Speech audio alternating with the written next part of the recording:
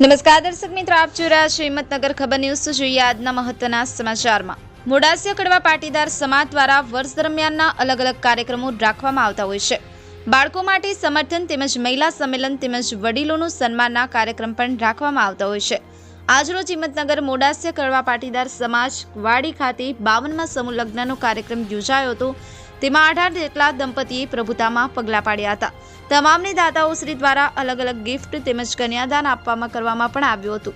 સમાજના પ્રમુખ સહિત આગેવાનોને તમામને આશીર્વાદ પાઠવ્યા હતા। તેમનું જીવન સુંદર સુખમય જાય તેવી માં ઉમિયાને પ્રાર્થના કરી હતી।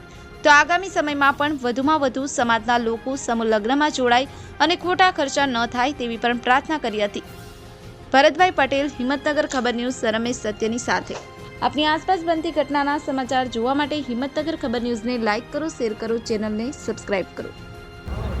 મોડાસિયા કડવા પાટીદાર સમાજ આયોજિત 52મા સમૂહ લગ્ન 2025માં યોજાઈ રહ્યો છે। ત્યારે સમાજના ટ્રસ્ટીગણ, હોદ્દેદારશ્રીઓ, પ્રતિનિધિઓ સમાજ દ્વારા વધુમાં વધુ સમૂહ લગ્નમાં જોડાય એ બાબતે સઘન પ્રયત્નો કરી અને અત્યારે સમયને અનુરૂપ વિવિધ ફેરફાર કરી અને વધારેમાં વધારે અંદર જોડાય એવા સઘન પ્રયત્નો કરી આજે 2025 આ 52મા સમૂહ લગ્નમાં 18 જોડા જોડાયા છે। એક ગૌરવની બાબત છે। જેમ જેમ પ્રગતિના સમાજ દ્વારા વિવિધ પ્રવૃત્તિઓ, સમર કેમ્પ કરવામાં આવે છે।